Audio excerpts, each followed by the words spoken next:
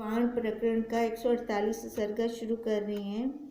वशिष्ठ जी बोले, हे राम, यह विश्व आत्मा का चमत्कार है और सब चिन्ह मात्र स्वरूप है। हे राम, मेरा आशीर्वाद है कि तुम चिन्ह मात्र स्वरूप को प्राप्त हो। अब चिन्ह मात्र स्वरूप क्या है? अपना आपा। देखो, दिखता तो है नहीं, कोई रंग रूप आकार तो है नहीं इसका। हम सामने उंगली निर्देश करके कहीं इतना बड़ा है ये, वो चिन्ह मात्र है। कहते हैं वशिष्ठ जी आशीर्वाद दे रहे हैं राम जी को भी, इसको तो प्राप्त हो। जो तुम्हारा अपना रूप है उसको अपना रूप जानो, जिसमें तुम्हारे सब दुख नष्ट हो जाएंगे। अपना जो असल में स्वरूप है ना, उसमें ना दुख है ना सुख है, दोनों नहीं है। वो आएगा कैसे? जब हमारी स्थिति होगी वहाँ पर।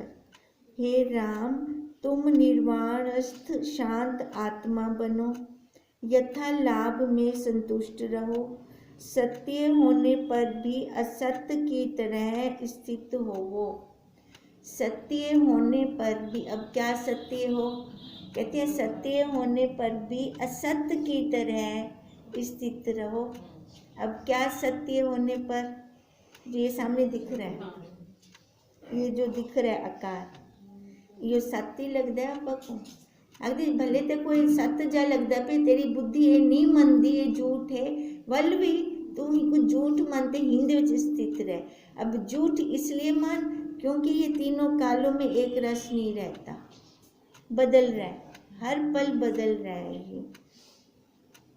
राग द्वेष का रंग तुमको फिर स्पर्श ना करेगा।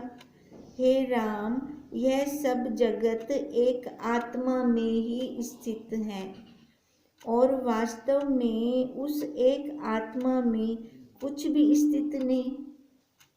उधर से तो कह रहे हैं उस एक आत्मा में स्थित है सारा जगत, फिर कह रहे हैं वास्तव में तू देखेगा ता हम देख कुछ भी कहने। अब ये कैसे कह रही हैं? कह रहे हैं वास्तव में देखेगा तो ये जगत उसमें स्थित है। अब उसमें कैसे स्थित है? तू है तो ये सारा कुछ है, ठीक है। अगर तू ही ना हो तो कुछ भी नहीं है। फिर कहते हैं अगर तू वैसे देखेगा तो उसमें कुछ भी नहीं है। जब हम अपने स्वरूप में दृढ़ता कर लेते हैं फिर क्या रहता है? फिर कुछ भी नहीं रहता। आदि अंत से रहित वह एक चिदाकाश अपने आप में स्थित है। शरीर आदिक के नाश में भी अखंड रूप है। अब शरीर का नाश हो जाता है, उसका नाश होता है, वो वैसे का वैसे है ना। जैसे हम उदाहरण लेते हैं मटके का, मटका टूट गया, आकाश टूटा क्या? नहीं, आकाश तो वैसे का वैसे ही है। यह जगत उसी का ही चमत्कार है जो उपज उपज कर लय हो जाता है। हे राम, ध्याता ध्यान ध्येय की त्रिपुटी भ्रांति मात्र है। ये खाली हमने समझने के लिए अब 3 बना रखे हैं। कहाँ है 3? हम देखें कहाँ पर है ही नहीं। अंदर कोई 3 थोड़ी बैठी है तो वही एक ही ना। वास्तव में दृष्टा दर्शन दृश्य सब आत्म स्वरूप ही है, इससे भिन्न कुछ नहीं। वह ब्रह्म स्वरूप आत्मा सदा एक रस रहता है, उसमें कोई कमती बढ़ती नहीं होती। वो जैसे आदि में था वैसे ही अंत में, वैसे ही मध्य में, कभी कम बढ़ नहीं हुआ। वो कभी शोभ को नहीं प्राप्त होता। चाहे अमावस्या का चंद्रमा दिखाई पड़ जाए और प्रलय काल के बिना प्रलय काल की वायु चले तो भी आत्मा को कोई भी क्षोभ नहीं होता। वो वैसे के वैसे है सत्ता। आत्म पद सदा ज्यों का त्यों है। हे राम, ऐसे आत्मा के प्रमाद से जीव दुख पाते हैं। देखो, है तो सबके पास, ऐसा तो नहीं है कि वो किसी ज्ञानियों के पास हो या पंडितों के या संतों के पास हो, हम जीवों के पास ना हो। जीव भी तो हम तब बने जब हमने प्रमाद किया, तब जीव हुए ना, नहीं तो हम क्या है, हम ब्रह्म ही है। अब कहते हैं वो सबके पास है, चाहे तो प्रलय हो जाए चाहे कुछ और बन जाए। हे राम, ऐसे आत्मा के प्रमाद से जीव दुख पा रहे हैं। जब आत्मा का प्रमाद होता है तब देह और इंद्रियां अपने आप में प्रत्यक्ष भासित होती हैं। प्रमाद के कारण शरीर चढ़ता है, उसने मेरे को दुख दिया, उसने मेरे को ऐसे क्यों बोला। पहले तो मैं बनी, मैं बनकर मैंने दुख पाया, मैं बनकर मैंने दूसरे को भी बना दिया।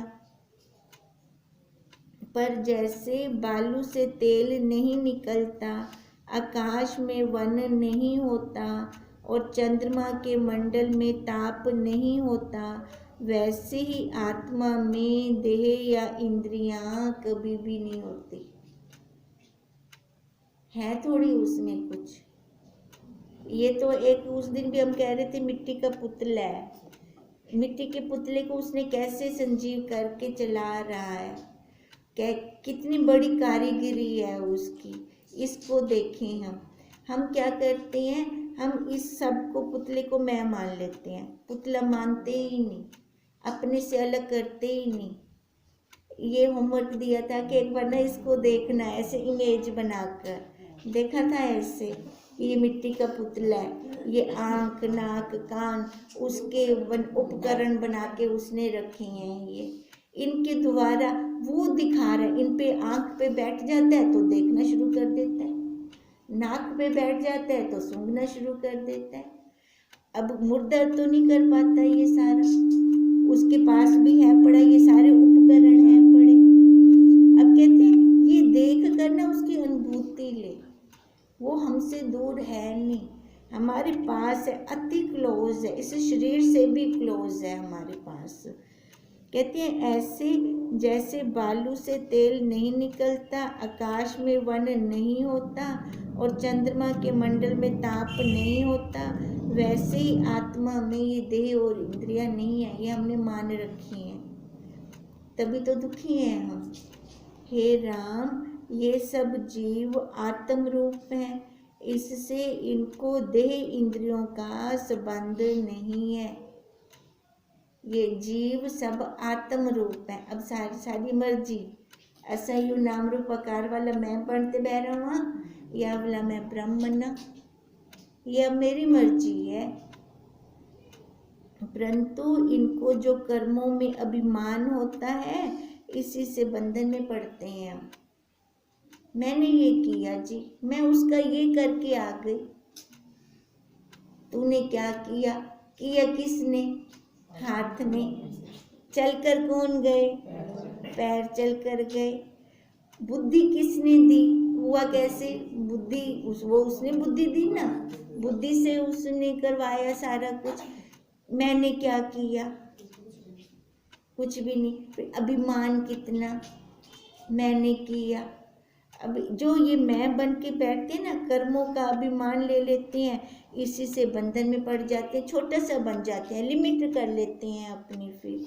हे राम, जैसे नाव पर बैठे हुए पुरुष को भ्रांति से नदी तट के वृक्ष चलने लगते हैं, वैसे ही मन के भ्रम से आत्मा में चित्त और देह इंद्रियां चलने लगती हैं। ये भ्रम पड़ जाता है हमें। अब चल तो नाव रही है, हम क्या कहते हैं, पेड़ ये सारा कुछ वही चल रहा है, ऐसे कहते हैं ना। अब बैठे तो हम उसी में हैं, पर अभिमान ले लेते हैं कि मैंने किया, मैंने ये किया, मैंने वो किया, मैं उसके घर जाके ये करके आ गई, उन्होंने तो कुछ किया गया नहीं। फिर बदला लेते हैं फिर उस चीज़ का। वास्तव में चित्त, देह और इंद्रियां कुछ भिन्न वस्तु नहीं, ये भी आत्म स्वरूप ही है। एक दृष्टि पकड़ लें हम, या तो विधि पक्ष से चलें या निषेध से चलें। अगर विधि से चलते हैं सारा वही है। अपने आप से कभी राग द्वेष हुआ? अपने आप पर कभी गुस्सा आया? कब होता है राग द्वेष? दूसरों से है ना, दूसरों से ही होता है ये सारा कुछ। वो कहते हैं जब है सारा वही, तो किस से नाराज होगा, तो किस पर गुस्सा करेगा। कहते या तो ऐसे चल या फिर ऐसे चल कि ये शरीर भी तेरा कहने, या फिर तो ऐसे चल, ये भी आत्म स्वरूप ही है। तब निषेध किसका करूं मैं।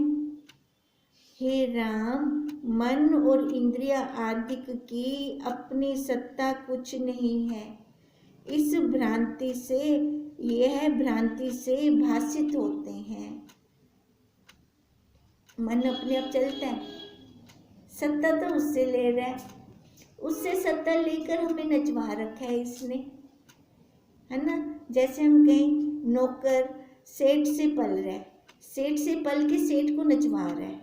अब मन भी यही कर रहा है हमारे साथ। कहते हैं इन मन इंद्रियों की अपनी कोई सत्ता नहीं है। जैसे पर्वत पर उज्जवल मेघ होता है और उसमें वस्त्र बुद्धि निष्फल होती है।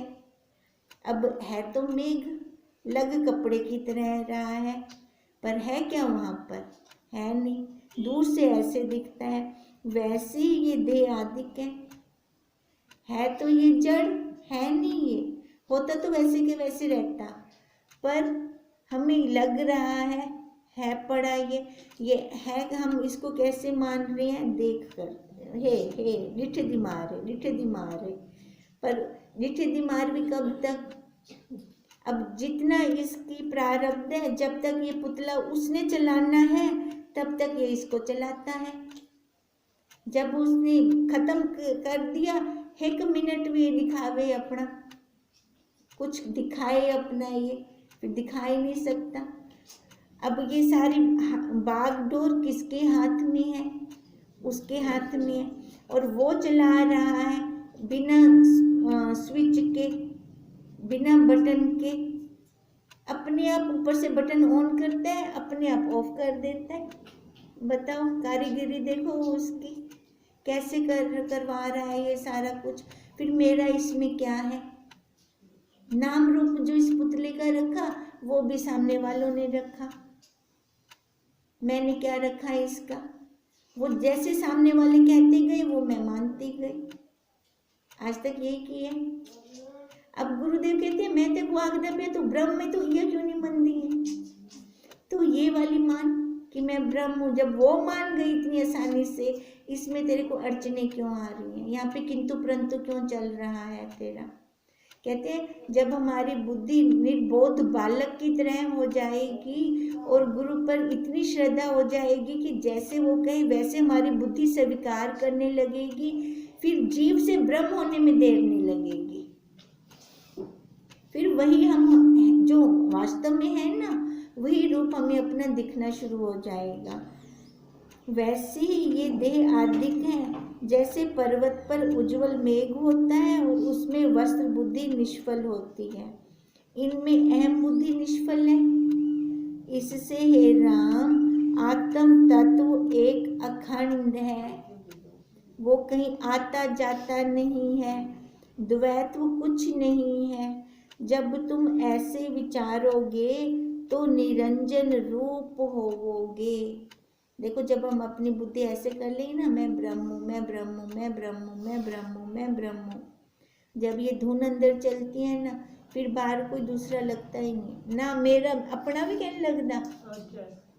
बहुत बार ऐसे होता है, वो लगता नहीं है, वो ना बच्चे अपने लगे ना कोई दूजा पराया लगे, फिर वही एक दृष्टि बन जाती है। पर ये अंदर चलेगा तब। कहते हैं जब तुम ऐसे विचारोगे तब निरंजन रूप होंगे हम।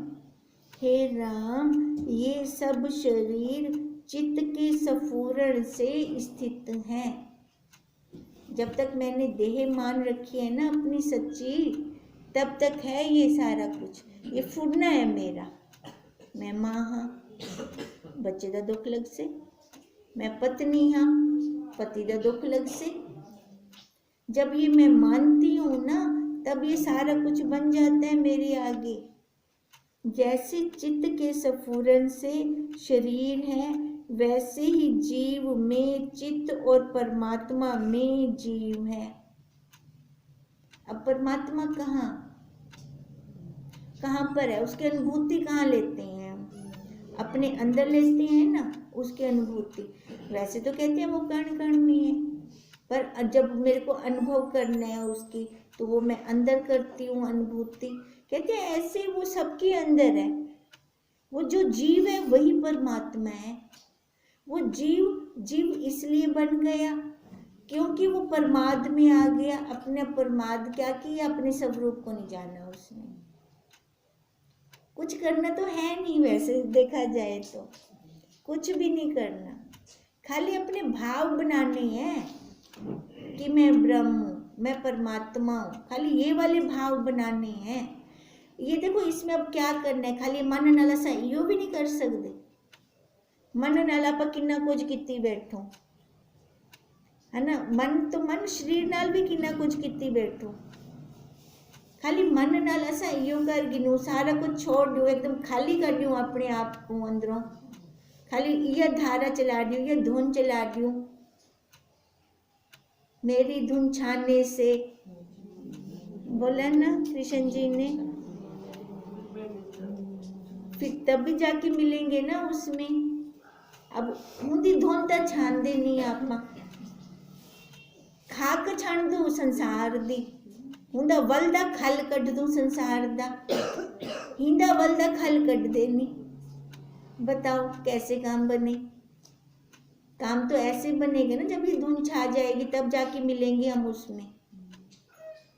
जैसे चित्त के स्फुरन से शरीर है, वैसे ही जीव में चित्त और परमात्मा में जीव है। हे राम, इस प्रकार स्फुरण मात्र दृश्य हुआ है, वास्तव में दृश्य है ही नहीं। और आप दूजा है ये कहना तो दृश्य मन से ता दृष्टा थी। वैसे तो मानेगा तब कुछ सामने से बनेगा, नहीं तो वहाँ पे वाणी शब्द का ही नहीं है, कुछ शब्द ही चुप है। वहाँ पे शब्द का है ही नहीं, वहाँ क्या बोले किसको? वहाँ द्वैत्व कुछ बना ही नहीं है। इस प्रकार विचार पूर्वक दृश्य भ्रम को त्याग कर और स्वरूप में स्थित हो जा। मंकी ऋषि को उपदेश दिया, वो तो गया अपने स्वरूप में। हुण बार बार राम जी को भी आख दे पे भी दूजा कुछ कह नहीं बनिया, दूसरा कुछ नहीं बना, दूसरा कुछ नहीं बना। खाली विचार कर, विचार कर, विचार देखो मैं खुद को करना है तो खाली विचार कर, विचार कर तो अपने स्वरूप में स्थित हो जा। हे राम, ऐसी धारणा करके सुख से विचरो। ये धारणा करनी पड़ेगी, तेल धारावत वृत्ति चलानी पड़ेगी अपने को। ये जब हमारी वृत्ति चलती है ना, तब जाकर जैसे हमारे मन के अंदर चल रहा होता है ना, वैसे हमें सामने दिखना शुरू हो जाता है। वैसे का वैसे ही दिखना शुरू हो जाता है हमें। तभी तो कह रही है ये धारणा कर। अब धारणा क्या करे? मैं ब्रह्म हूँ, मैं साक्षी हूँ, ये धारणा कर। और ये धारणा कर, लता दुखी कहनी कोई, लता सौखी सौखी। जो चेष्टा नीति से प्राप्त हो उसको करो, है ना। जो प्रारब्ध वश करना पड़ रहा है, अब ये धारणा करके शरीर बैठ तो नहीं जाएगा ना। इसका जो प्रारब्ध के अनुसार कर्म है वो तो करेगा ना, पर हमारी वृत्ति वहाँ टिकी रहे। फिर देखो ना दुख है ना सुख है वहाँ पर। फिर अपनी चेष्टा कर, परंतु उसमें अपने कर्तृत्व का अभिमान ना कर। अब चेष्टा तो करनी है, अब चेष्टा करनी है तो कैसे करनी है? ये कर रहा है ना, ये कर रहा है, मैं देख रहा हूँ, ये इसकी प्रारब्ध क्या? सारे कर्म होंगे, सारे कर्म होंगे। अब सारे कर्म होने, देश काल वस्तु के अनुसार कर दो कर्म, जहाँ पे जो जरूरत है वो कर दो, पर अंदर गांठ ना हो, अंदर किसी के प्रति गांठ ना हो। अगर किसी को थप्पड़ मारना है मार दो, पुरस्कार देने दे दो, पर अंदर समता हो। फिर जब फिर मिले उनसे वैसे मिलें जैसे पहले की तरह, इस हिसाब से चलें। फिर तो हम मुक्त हैं, बंधन कोई है ही नहीं हमें। जब अपना अहम भाव दूर होगा तब स्पंदन हो अथवा निस्पंदन हो समाधि में स्थित है। बोले अलग तो समाधि लावणी लौट कहनी, अलग से बैठने की जरूरत नहीं है, चाहे हवा चले चाहे ना चले, है तपी है तो पड़ी। बोला तो चाहे कर्म कर चाहे ना कर, चाहे समाधि विच बह चाहे ना बह, तेरी समाधि ही समाधि है। क्यों? क्योंकि हम अपने स्वरूप में स्थित होकर कर रहे हैं सारा कुछ। अथवा राज्य करो, तुमको दोनों ही तुल्य हैं, चाहे समाधि करो चाहे राज्य करो, दोनों तुल्य हैं। जब अपनी अभिलाषा दूर होती है तब जैसी चेष्टा प्राप्त हो वैसा ही होता है। यह फुरना भी ना फुरने के समान ही है। कहते हैं जब अपनी इच्छा कोई नहीं होती ना, सामने से अगर कुछ भी हो जाता है तो कहते हैं ये फुरना भी ना फुरने के समान है। भी कोई तेरी इच्छा तो नहीं थी ना, सामने से हो गया ना। कहते हैं यह फुरना भी ना फुरने के समान है और एक अद्वैत सत्ता ही भान होगी। चाहे जेड़ा मर्जी कर्म करसी ना, देखो अपनी सत्ता दा अनुभूति हमेशा थींदी रहे। वैसे जैसे सम्यक दर्शी को तरंग और सोम जल एक ही भासित होता है, वैसे ही तुमको भी एक ही भासित होगा। चाहे वो आकार है, गहने का आकार है, चाहे सोना है, दृष्टि एक ही रहेगी आधार के ऊपर। चाहे जीवन मुक्त हो अथवा विधेय मुक्त हो, समाधिस्थ हो अथवा राज्य करो, तुमको दोनों ही तुल्य रहेंगे। हे रघुकुल आकाश के चंद्रमा रामचंद्र, जीव को अपनी अभिलाषा ही बंधन में डालती है। बंधन का कारण क्या? अपनी इच्छाएं, अपनी वासनाएं। जब अभिलाषा मिटती है तब कर्म करो अथवा ना करो, कोई बंधन ही नहीं है। मेरी तो इच्छा नहीं है ना, सामने से आ रहा है ना, तो ठीक है। अगर कोई ले भी लेगा तो भी ठीक है। क्यों? क्योंकि मेरी इच्छा ही नहीं है, मेरी इच्छा वासना ही नहीं है। क्योंकि तब मनुष्य करने में भी आत्मा को अक्रिय देखता है और ना करने में भी वैसे ही देखता है। उसकी द्वैत भावना निवृत्त हो जाती है। इससे उसे चित्त देह इंद्रियां आदि सब पदार्थ आत्म रूप ही भासित होते हैं। हे राम, मैं जानता हूँ कि तुम्हारे हृदय का मोह निवृत्त हुआ है। वैराग्य प्रकरण था ना सबसे पहले, उस वैराग्य प्रकरण में राम जी को कुछ हमने पढ़ा तो कुछ भी नहीं अच्छा लग रहा।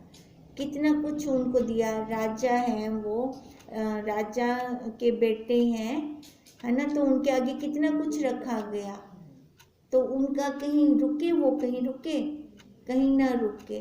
तभी वशिष्ठ जी कह रहे हैं तुम्हारे हृदय का मोह तो पहले ही निवृत्त हो गया है, अब तुम जागे हो। अब मोह तो वैराग्य तो उनको शुरू से हो गया। अब दिशा देने वाला भी तो कोई गुरु चाहिए। भी किधर जाऊं, उसको बच्चे को कुछ समझ में नहीं आ रहा, तो वो वशिष्ठ जी ने उनको मार्गदर्शन किया। अब तुम जागे हो, यदि कुछ तुमको संशय रहा हो तो फिर प्रश्न करो, जिसका मैं उत्तर दूंगा। इति श्री योग विशिष्ट निर्वाण प्रकरण सुख उपदेशो नाम 148 सर्गा समाप्त।